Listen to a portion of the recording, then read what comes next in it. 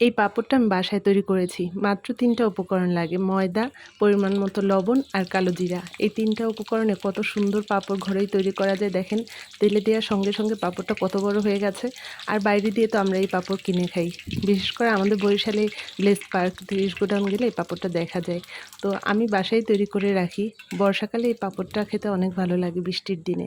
তাছাড়া আমার বাসায় যখন একটু নরম করে খিচুড়ি রান্না করি, সেই খিচুড়ির সঙ্গেও আমি এই পাঁপড়টা খাই। খিচুড়ি দিয়ে কখনো চিপস দিয়ে খেয়েছেন? এই অদ্ভুত খাবারটা আপনাদের ভাইয়ের কাছ থেকে শিখেছি।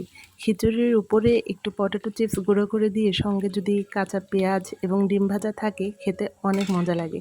তো সবসময় তো আর চিপস ঘরে থাকে না। আমার বাসায় যখন খিচুড়ি রান্না করি তখন আমি এই পাঁপড়টা ভাজি। বিশেষ করে সবজি খিচুড়ির সঙ্গে এই পাঁপড়টা বেশি ভালো লাগে।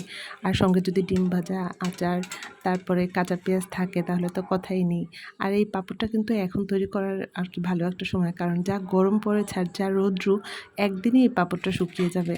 আর এটা শুকিয়ে গেলে বর্ষা পর্যন্ত রেখে খাওয়া যাবে, আর কি অনেক দিন রাখা যায়। আমি তো একবার তৈরি করলে দেখা যায় ৬, ৭, ৮ মাস পর্যন্ত রেখে খাই। আপনারা এভাবে তৈরি করে খেয়ে দেখতে পারেন, ভালোই লাগবে।